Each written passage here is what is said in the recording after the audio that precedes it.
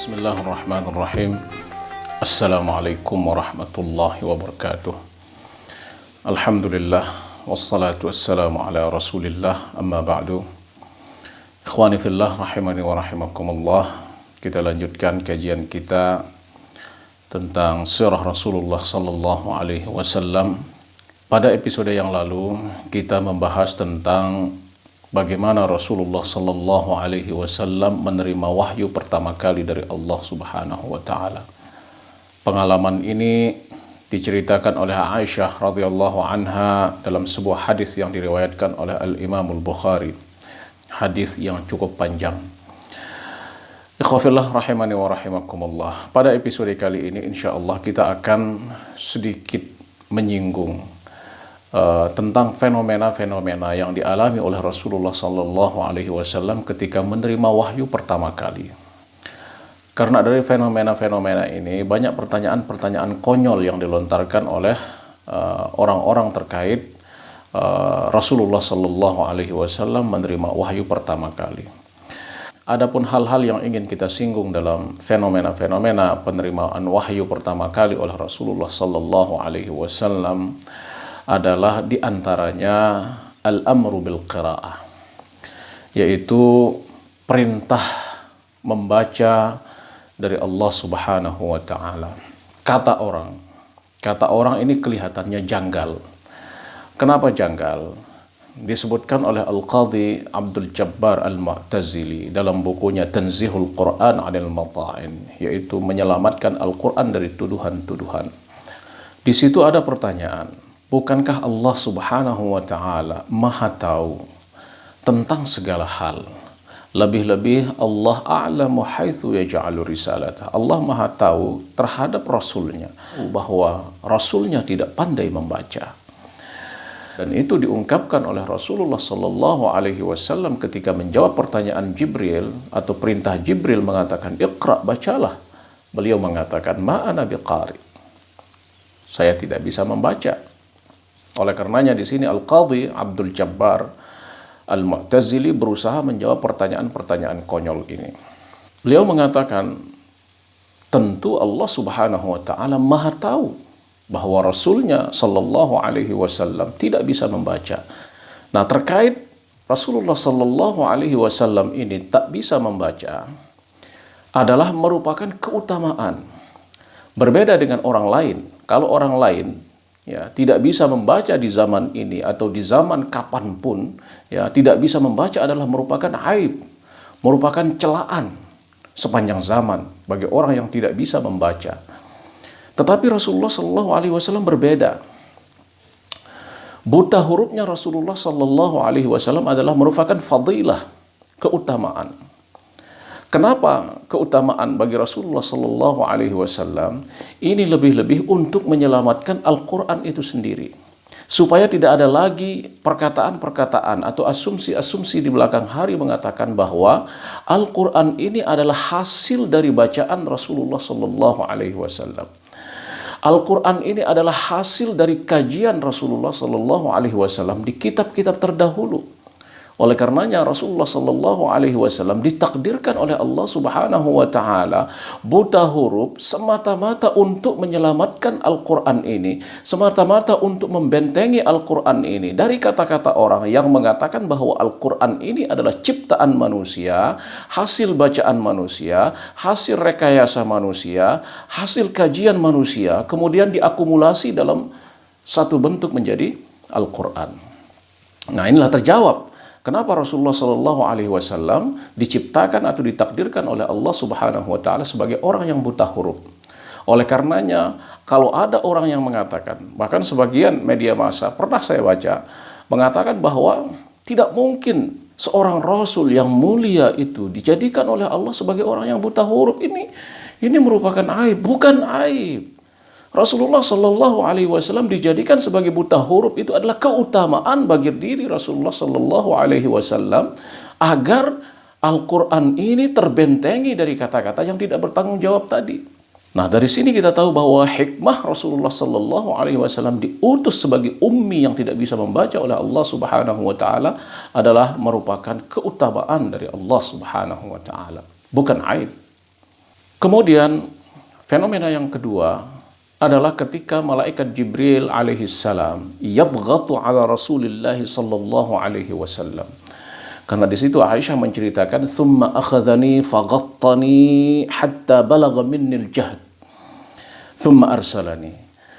Jadi malaikat Jibril beberapa kali meraih Rasulullah sallallahu alaihi wasallam, kemudian ya mendekapnya sampai beliau Rasulullah sallallahu alaihi wasallam hampir-hampir tidak bisa bernafas. Ikhwafillah rahimani wa rahimakumullah, rijalud da'wah, orang-orang yang mengemban dakwah, lebih-lebih ini adalah ujung tombaknya, yaitu Rasulullah sallallahu alaihi wasallam, pasti akan mendapatkan tekanan-tekanan yang luar biasa daripada musuh-musuh dakwah. Oleh karenanya ini isyarat daripada malaikat Jibril bahwa ini firman Allah Subhanahu wa taala yang akan engkau emban wahai Muhammad sallallahu alaihi wasallam, bahwa nantinya engkau akan mendapatkan perlawanan-perlawanan yang sangat berat dan dahsyat di dalam perjalanan dakwahmu. Makanya di firman Allah yang lain mengatakan, "Inna sanulqi 'alaika qawlan thaqila." Wahai Muhammad, kami akan bebankan padamu qawlan thaqila, firman yang sangat berat sekali. Oleh karenanya ikhwafillah, rijalud da'wah, orang-orang pengemban dakwah, pengemban misi harus belajar dari sini bahwa tekanan-tekanan itu pasti ada dimanapun dia mengembangkan dakwahnya di jalan Allah Subhanahu wa ta'ala. Rijalud dakwah harus siap dengan semua kondisi. Ikhwafillah rahimani wa rahimakumullah. Yang selanjutnya adalah terkait fenomena khaufu Rasulullah sallallahu alaihi wasallam, yaitu takutnya Rasulullah sallallahu alaihi wasallam ketika melihat malaikat Jibril pertama kali. Beliau setelah menerima wahyu dari Allah Subhanahu wa taala langsung lari turun dari gunung itu, yarjufu fuaduh, bergetar, menggigil hati Rasulullah sallallahu alaihi wasallam sampai dia berkata kepada Khadijah, "Inni khasyitu ala nafsi." Saya sangat takut sekali. Saya sangat takut akan bahaya terhadap diriku. Ini menandakan bahwa Rasulullah sallallahu alaihi wasallam adalah manusia biasa. Nafsiyatuhu nafsiyatul basyariyah. Jiwa beliau adalah jiwa manusia, bukan jiwa malaikat. Memiliki rasa takut, memiliki rasa senang, memiliki rasa sedih, itulah manusia biasa. Beliau adalah manusia biasa yang dipilih oleh Allah Subhanahu wa taala untuk mengemban amanah dakwah, mengemban amanah risalah kepada segenap manusia di seluruh bumi ini. Makanya ketika melihat sesuatu pertama kali yang dahsyat, beliau biasa memiliki rasa takut. Tetapi setelah itu lain hal. Ikhwafillah rahimani wa rahimakumullah. Selanjutnya adalah madmunul wahyi, yaitu isi wahyu yang pertama kali yang diterima oleh Rasulullah sallallahu alaihi wasallam. Banyak pertanyaan yang datang, kenapa bukannya firman Allah Subhanahu wa taala yang pertama kali diturunkan kepada Rasulullah sallallahu alaihi wasallam adalah pengesaan kepada Allah Subhanahu wa taala. Suratul Ikhlas misalnya, qul huwallahu ahad. Kenapa bukan ayat itu yang pertama kali turun yang mengesahkan Allah Subhanahu wa taala, qul huwallahu ahad. Katakan bahwa dia Allah yang satu. Tetapi justru di sini yang pertama kali diturunkan oleh Allah Subhanahu wa taala adalah perintah untuk membaca. Iqra bismi rabbikal ladzi khalaq. Ikhwafillah rahimani wa rahimakumullah. Ulama menjawab terkait hal ini. Ini adalah isyarat kepada sekalian manusia, terutama umat Muhammad sallallahu alaihi wasallam. Karena memang waktu itu adalah kaum Rasulullah sallallahu alaihi wasallam adalah kaum yang tidak bisa membaca. Sehingga mereka saat itu tidak diperhitungkan sama sekali. Di barat mereka tidak diperhitungkan, di kalangan Romawi mereka tidak diperhitungkan sama sekali. Di kalangan timur juga, Persia, mereka sama sekali tidak dihiraukan. Mereka selalu sebagai objek. Nah saat itulah Allah Subhanahu wa ta'ala memberikan peringatan kepada umat ini bahwa yang menjadikan mereka mulia, yang menjadikan mereka bisa menguasai dunia adalah dengan ilmu pengetahuan. Oleh karenanya, seolah-olah firman ini, kata Syed Qutb rahimahullah dalam bukunya Fi Dhilalil Quran mengatakan, ini hadathun dakhmun jiddan. Ini adalah peristiwa yang luar biasa terkait madmun daripada wahyu ini. Ini mengeluarkan orang-orang Arab dari kejahiliannya yang luar biasa itu menjadi penguasa dunia dengan atas dasar ilmu.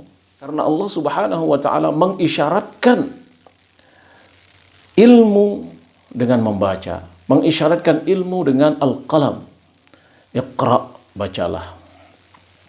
Bismi rabbikal ladzi khalaq, atas nama Tuhanmu yang menciptakan.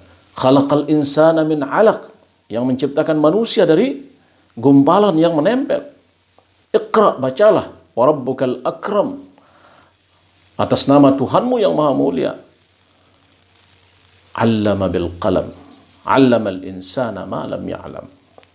Yang mengajarkan dengan pena, yang mengajarkan manusia apa yang dia tidak ketahui. Karena ilmu ikhwafillah, seperti kata orang, adalah usulut tamayyuz. Pangkal menjadikan orang itu spesial. Mari kita lihat Nabi Adam alaihissalam. Allah memuliakan Nabi Adam alaihissalam bukan karena ibadahnya yang lebih banyak dari malaikat. La yu'sunallaha ma amarahum wa yaf'aluna ma yu'marun. Itu malaikat. Jadi tidak pernah bermaksiat kepada Allah Subhanahu wa taala dan menjalankan selalu apa yang diperintahkan oleh Allah Subhanahu wa taala. Tetapi toh memerintahkan malaikatnya bersujud kepada Adam alaihissalam. Karena apa? Wa 'allama Adamal asma'a kullaha. Allah mengajarkan kepada Adam alaihissalam semua nama-nama yang ada di muka bumi ini. Dan dia memamerkannya kepada malaikat dengan mengatakan, kasih tahu saya nama-nama ini. Malaikat pun tidak bisa menjawab, tidak tahu. Ketika Tuhanmu berkata kepada malaikat, bersujudlah kepada Adam, fasajadu, mereka menghormati Adam alaihissalam, illa iblis, kecuali iblis. Ilmu adalah menjadikan orang spesial di mata siapapun. Ilmu menjadikan orang mengetahui siapa sesembahannya. Itulah bedanya agama kita dengan agama lain. Agama kita berdasarkan ilmu pengetahuan. Wahyu pertama kita adalah wahyu yang mengajak kepada ilmu pengetahuan. Kalau agama lain adalah dogma, percaya dulu. Masalah mikir belakangan nanti. Percaya dulu bahwa Tuhan itu 3, mikirnya nanti belakangan. Kalau kita enggak, iqra, baca dulu.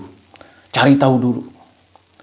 Kalau kita enggak, fa'lam annahu la ilaha illallah. Ketahui dulu bahwa dia tiada Tuhan selain Allah Subhanahu wa taala. Tidak mengatakan annahu la ilaha illallah fa'lam, dia adalah tiada Tuhan selain Allah, ketahuilah, tidak. Tetapi Allah mengatakan terlebih dahulu fa'lam, ketahui annahu la ilaha illallah, bahwa dia tiada Tuhan selain Allah.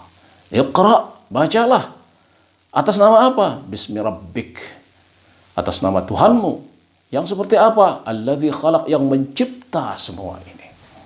Itulah ikhwafillah rahimani wa rahimakumullah, terkait fenomena-fenomena yang terjadi ketika Rasulullah Shallallahu Alaihi Wasallam menerima wahyu pertama kali dari Allah Subhanahu Wa Taala. Insyaallah kita lanjutkan dalam episode berikutnya. Aqulu qauli hadza wa astaghfirullah li wa lakum. Wassalamu alaikum warahmatullahi wabarakatuh.